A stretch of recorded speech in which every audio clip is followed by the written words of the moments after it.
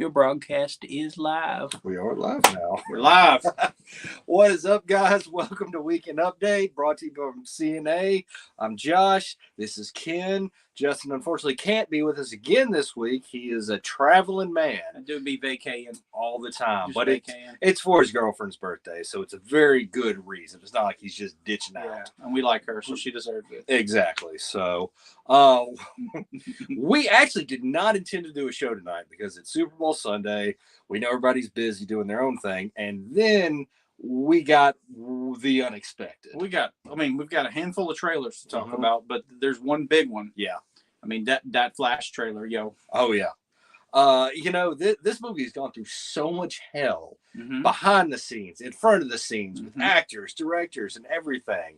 We all know that Ezra Miller has basically melted down in his life while this was being in post-production. You know, there was the thoughts of replacing him, rumors and things.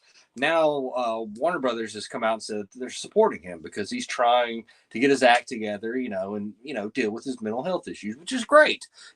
Always supportive of that. It's a good thing. Yeah, if anybody can recover from whatever hell you're going through, whether it's real or fake, mental health, I don't know what I'm trying to say, but I think that's the right move. Yeah. Instead of just writing someone off, which I think a lot of studios would have done. Yeah, I mean, and there's a very real possibility because some of the things he did, I mean, were really just kind of reprehensible. There's we don't know everything. You see stuff in the news, and it's all just propaganda or overblown, or may not be, but we don't know. And we're not there. All you can do is if somebody's looking for help, it's good that he's got a basis to start from in doing that. I think they're doing what they can, which is this movie's mostly made. Yeah, we're kind of stuck with the situation, but I don't think he'll be back. I don't know. I think a lot depends on how well this movie does and how well he does. Well, if the movie's anything like the trailer, it looks pretty awesome. Yeah, that's one of the things we were talking about is myself and Ken both. Of course we're going to go see it, but we had just kind of written it off.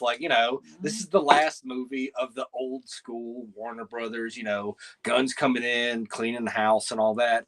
And then this trailer dropped, and I'm not going to lie, I'm fucking excited. Yep, totally, man. Totally. I mean, right away, right out of the gate, before we even see Michael Keaton Batman, we see Ben Affleck Batman. And then we see freaking General Zod. I'm not jumping ahead. I'm just saying, I'm trying to check off all the boxes. Oh yeah, I mean so much. Yeah, things that we didn't expect. When I first started watching the trailer, he talks about this is the world he wants to keep because his mom's alive here, and that's a big part of his story. Is he watched his mom die as a child, and I thought they were just doing Flashpoint, honestly, until about halfway through the trailer. It's kind of Flashpoint. It is kind of, but so he is trying to keep this world, but he starts to realize the repercussions of what he's done. And so, and we see not just Ben Affleck Batman. Of course, we know the Michael Keaton Batman is going to be in there with that, but we also suspect we see Christian Bale Batman on the motorcycle. We think that was him? Yeah, that's his motorcycle built off the Tumbler. Right. I mean, that's no doubt that's what it is. Okay, I didn't pick that up actually. Yeah, so. No, that's 100% what I think that is. It's I'm sure they didn't get Bale to come back, but we might see little cutaways of he's in a different dimension or a different timeline where it was Bale, as Batman. So there's just, and there's a lot to unpack in this trailer. I mean, right away we got to talk about Supergirl. Holy crap. Yeah, because in the original Flashpoint storyline, Superman was taken in by the authorities and imprisoned and never became the symbol of, hope and justice and freedom. He was kept in a prison.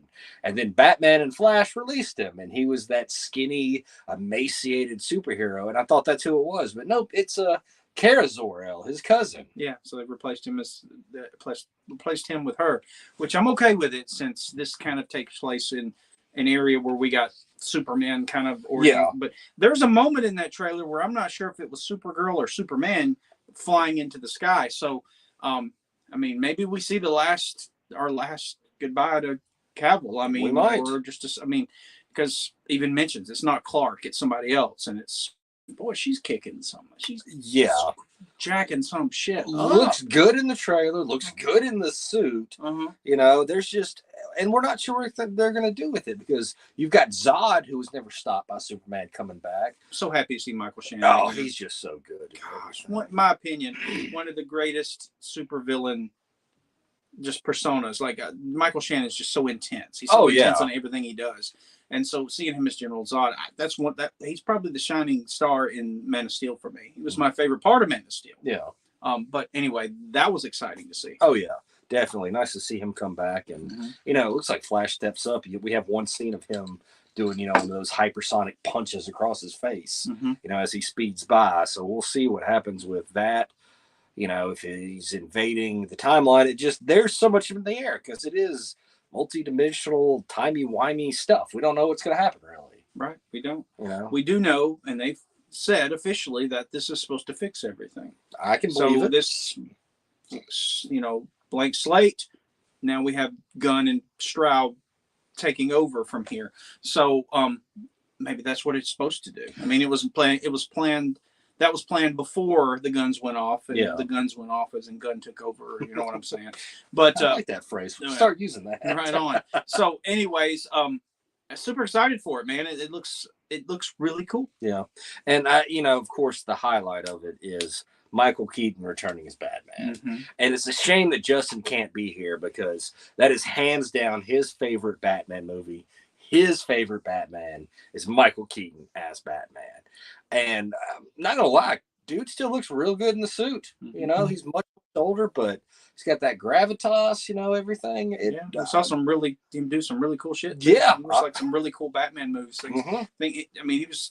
Let's just face it, Tim Burton. He really didn't do a lot in the Tim Burton. No, he kind of stood there and kicked people, but he was doing some really cool stuff. Yeah. So I think the suit is progressed enough through tech that he can move a little more. His neck's going to turn in this movie? Probably not. Just as an homage to it. I feel like it'd be shoulder turn. Yeah, I feel like you'd hurt my feelings if his neck actually turned. I don't know. But yeah, we've got, you know, the old school Batmobile, the jet turbine engine, which is Ken's favorite in the world. Best Batmobile. And so we're just looking forward to it. You know, like I said earlier, I had just kind of written this movie off. You know, let's see what happens next. But I'm legitimately excited about it now. Right. Can't wait for it, actually. Yeah, same. Yeah.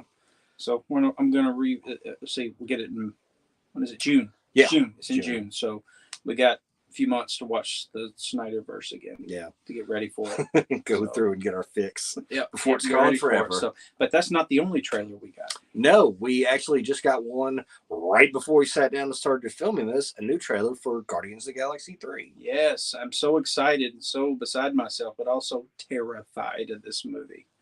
Good Lord, if you kill Rocket Raccoon, I'm going to break something. And that's what everybody's pointing to and everybody's saying is Rocket's going to die. But dude, I love Rocket. I know. I don't want him to die. It's like killing the family dog. But this is also the end of an era. I mean, this is Gunn's last Marvel movie. Yeah. And his trifecta of the Guardians. I mean, he's built something incredible, and he's moving on to greener pastures. So, kind of sad. And you got to wonder, do you think we're going to see the Guardians again in future MCUs? I do. You do? I do think we'll see whoever survives. Yeah, because they're not all making it out alive. I mean, we know that's coming. Saying it. Damn it. It's just, you know, at the end of the story, you got to sacrifice some people. But, you know, we got a much better look at the High Evolutionary. Still don't really know a lot about Adam Warlock's character or how he fits in. I mean, there was some cool stuff. We saw him flying through the air, like some energy around him. And, I mean, this year's we have got some cool stuff hitting, y'all. Good Lord. So there was we got an Indiana Jones trailer, which I could not be less. I mean, I'm just not feeling it. Yeah, at this point, Harrison Ford Crystal Skull just kind of hurt me. Yeah, in the face, and I've got problems with it. So I'm over Indiana Jones. They either need to like completely reboot it or just let the franchise go. Let us remember the good memories of being young and watching them back in the day. Just the magic I don't think could be repeated. But we got a new Transformers trailer for the Rise of the Beasts, and I'm a tremendous Transformers fan, but I am not a Michael Bay verse fan at all. Unfortunately, these movies do nothing but hurt me. They just kind of disappoint me, and I still go to see them, and I'll go see this damn movie still. But Justin makes fun of me. He's like, I feel like we keep going this circle where you keep spending the money on it, but you bitch about it. Like, I'm gonna do it again. Yeah. So because Transformers. And I feel you on that. Beast Wars back in the day, that cartoon.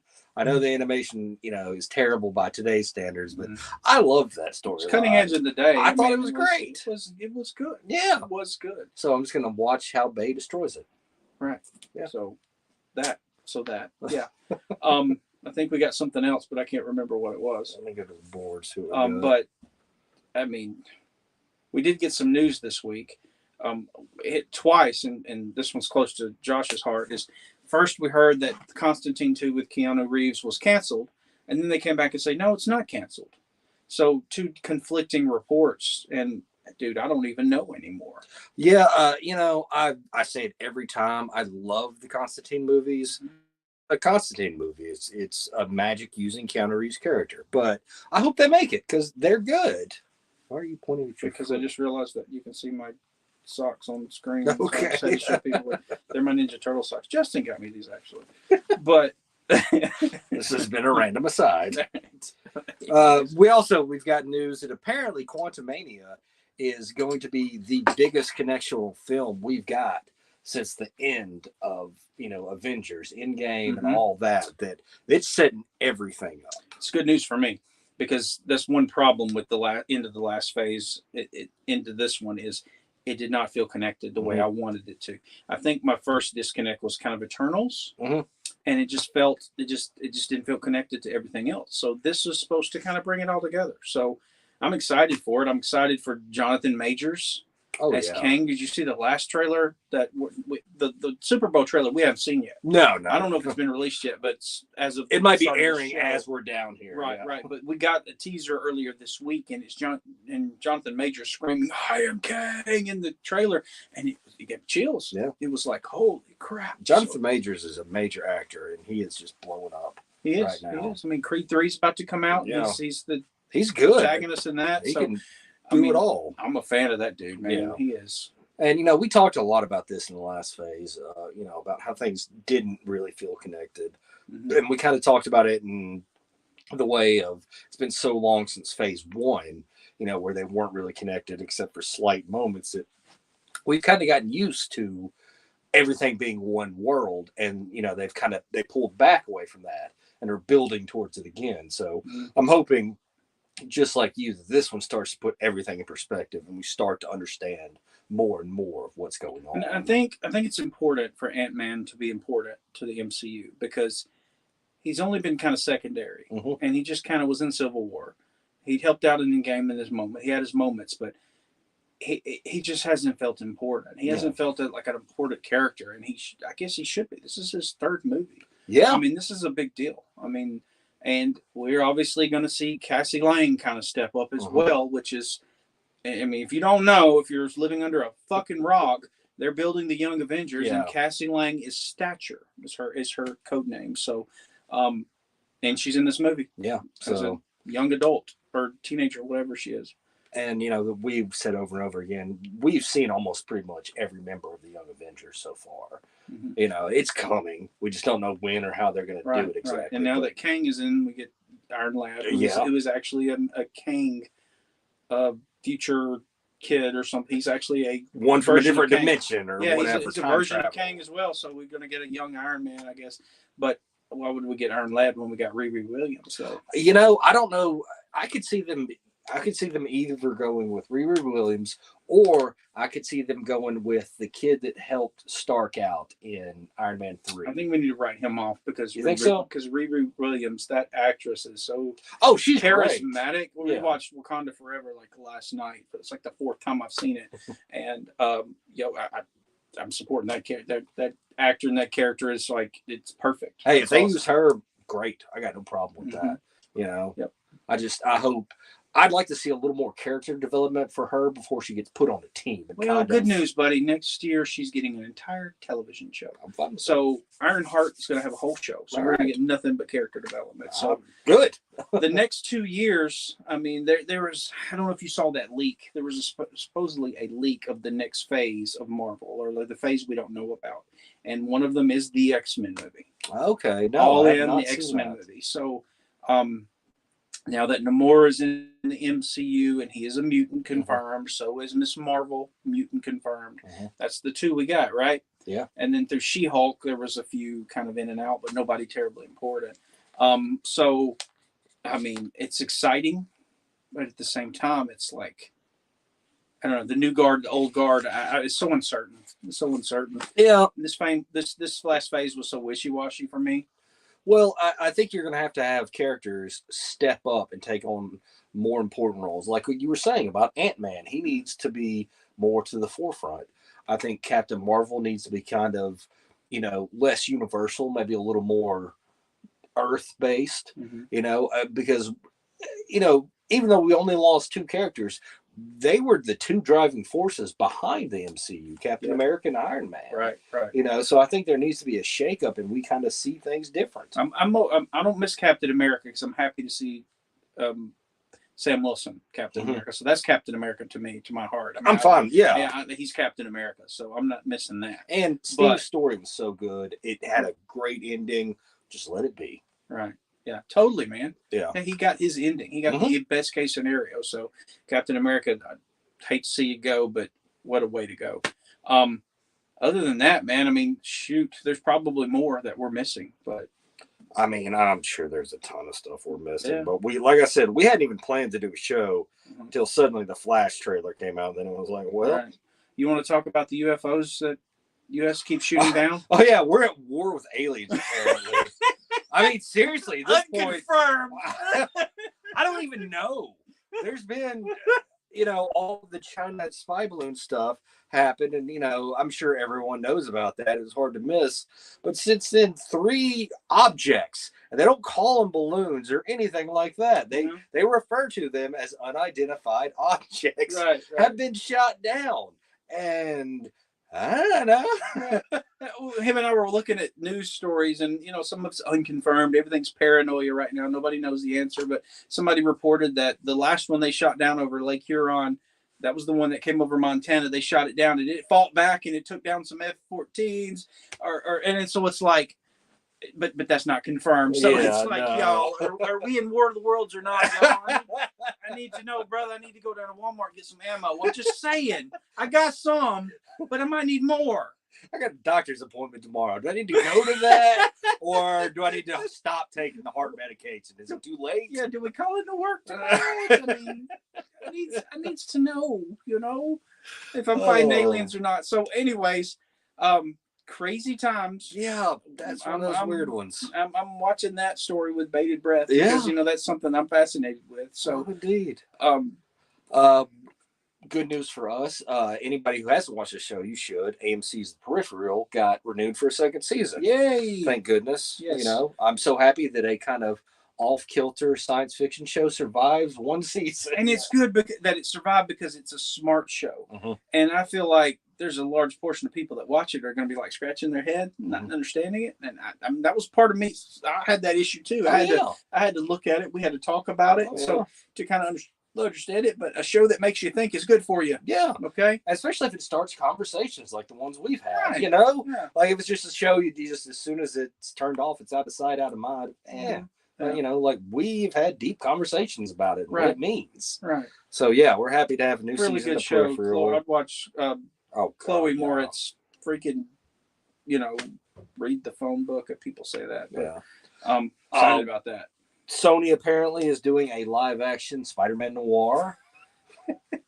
Okay, so I'm going to pose the question, and then I want you to take it. So, Spider-Man noir in Into the Spider-Verse was voiced by Nicolas Cage. So, is this a movie, a cartoon, a TV show? It's live action. That's all we know. Oh boy. And I will burn the world down if Nicolas Cage plays Spider-Man Noir. That was one of my favorite Spider-Man storylines. It was funny in our group text. I posted it, and I was like, I wonder if Nicolas Cage is gonna play him. And Justin said he better, and Josh said he better not. I don't want like goofy 1920s Dick Tracy Spider-Man noir, you know? She walked in the office with gams up to her chin, and I knew she was trouble by the look in her eyes. Yeah. You know, I want like an actual noir detective story. Yeah, the gag was cute in Spider-Verse. It was. He had the Rubik's Cube, and it was like, you know, it was all cute and all, but it was like a one-trick pony. Yeah. I don't need more than that. I don't need more of that. I need, if you're going to do this, I don't think it needs to be in the Spider-Verse universe, although it can be, but it doesn't need to be that cheeky. No, you know, just base it off the comics. They were so good. You know, it was just, look, go read Spider-Man Noir. It's a great comic. You know, it was back when they were doing a lot of like Elseworld stuff with all the MCU characters, just the Marvel Comics characters. It was best really interesting. Elseworlds is a DC term, but we're going to use it because it works. Yeah, it But does. the best Spider-Man Elseworlds tale was Spider-Man Reign, Reigagn. I vaguely recall that. Which is it's a Dark Knight Returns type future story, worth your time. And it's Carrie Andrews, which I'm a big fan of. He's done some really cool stuff. He did an Iron Fist series. He doesn't get enough credit as a comic book writer, artist, and creator because he does it all. When he does it, he writes, draws it, brings it to you. Spider-Man Reign is worth your time. Okay. Speaking of Spider-Man Elseworlds stuff. So. That's not the one where he killed Mary Jane with a sperm, right? Might be. Okay. That's the best one ever, really. Have you read it? Apparently, because clearly that stands out. It's not exactly how it... No, that's not it. Okay. No. It clearly is it. It's a good ass story. I'm sorry. My apologies. I didn't mean to it's okay. I want to talk about something though, man. All right. Spotify has created a Marvel universe. About this. I've been telling Josh about it because I didn't want him to listen to it, but Spotify has created these audio dramas of Marvel characters. And it's all based in the Wastelanders universe. If you know what that is, if you read these comic books, it's all started with Old Man Logan. It takes place in the future. The villains have won. Most of the heroes are dead. The few that are alive are kind of holding on. But they're all old ass men. So you've got old Black Widow, old Wolverine, starts with Wolverine, old Hawkeye, old Star-Lord, old Rocket Raccoon. I mean, it is a interesting, fun, unique thing. Yeah. So if you've ever been into podcasts, which I am because I drive a lot for work, so I was listening to something, it's worth your time. It's really cool, actually. Ken is actually Dr. Doom as well. Old Dr. Doom. Ken has turned me on the podcast. It took a while for him to finally get through, but from what he says, it sounds like they're doing the same thing with the MCU. They're creating a podcast connected universe of all They did because they did individual character ones that were like 10 episodes long, and now they've done a finale where all the characters come together. And so it's, it's not perfect, but it's worth your time. And they've got good voice actors in it. Yeah. I mean, right away, Susan Sarandon, Stephen Lang, just to name two. So there's some, big money actors. Yeah. They put some money behind it. Yeah. It's not just, somebody in their basement. This is somebody, a production company doing this. Yes. So this is it's quality. Marvel, and it's good. It's good. They've also done Spotify's done some DC stuff. Batman. There's a couple of Batman audio dramas that are really cool too. You remember last year there was a big, the stupid insecure white men. They were complaining about a black Batman going to be voiced by a black guy. It was the guy who's, can't remember his name, but he was Dr. Manhattan in the Watchmen show. Oh yeah, really good actor, great voice too. Yeah, he did. But he played the audio drama, the Batman in the audio drama. People were melting down because Batman's going to be black. Man, shut the fuck up. That Batman, good God, I think it was called Unbound or something, Unbroken maybe. But that was pretty awesome too. That one was super psychological. It was in your head. Yeah, it was really good. Anything that does that to me, that kind of puts me in my head, and that's special to me. So DC's doing some cool stuff too. So if you haven't been introduced to theater of the mind, get in on it. I know it feels like going back in time, like the 1930s radio dramas. Little Orphan Annie, but it's unique, it's interesting, and like I said, it's theater of your mind. It takes you in your head, and it is worth your time. Me and Josh are both into one called Old Gods of Appalachia, which is just amazing. Which is another phenomenal podcast. So, story podcasts, audio drama podcasts. It's a great way if you've got a long trip, you just want to put something on, kind of tune in and zone out. And not too much, hopefully you're still driving safe, but yeah, they're really good. And like I said, Ken is the one who turned me onto them, and I resisted for a long time just because, well, I'm lazy mostly, but yeah, so I'm really happy I'm getting into them now. So I don't know, man, you got anything else? I don't know. Why was Little Orphan Annie your go-to for radio shows? Because it was a very popular radio show. I'd have gone with The Shadow or something. I mean, that was too The Shadow. I mean, there was Dick Tracy. There was a lot of audio dramas back in the day that kids huddled around the radio to listen to. But that's just Little Orphan Annie was a bigger deal 100 years ago than we give her credit for. I'm just saying. When they did the cartoons of her, was she the one that had just the blank white eyes? Yes. That bitch was terrifying. What? She ain't got no pupils. Just saying. Anyway, that's our show. You tell me you wake up in the foot of your bed, there's a 4-foot redhead with just white eyes, and you're not just going to shit your bed? Yeah, I don't know, man, but, I've got children, and they've done that kind of shit to me before. Oh, yeah. You wake up, and they're just standing there in the dark, and you're just like, I'm so sorry, but I nearly drop kicked your ass last night.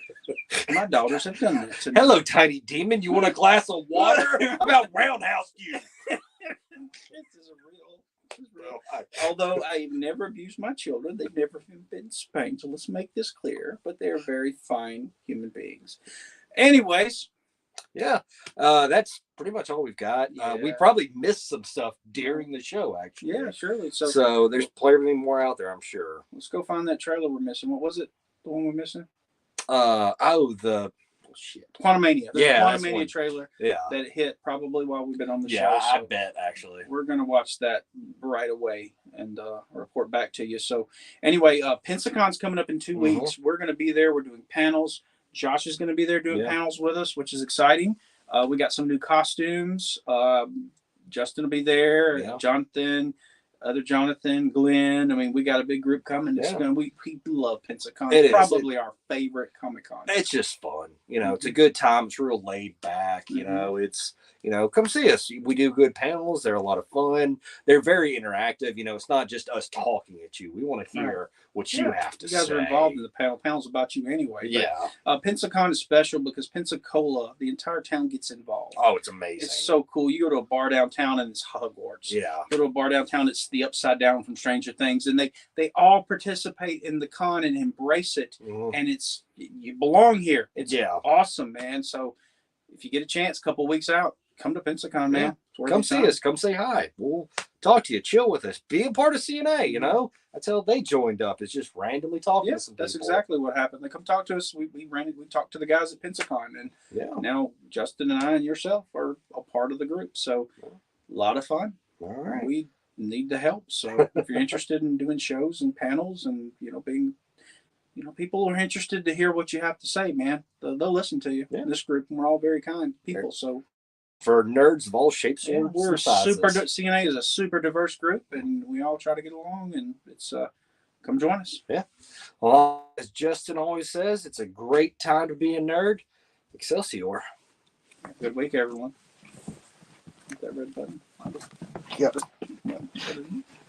We're not technically proficient. Bye.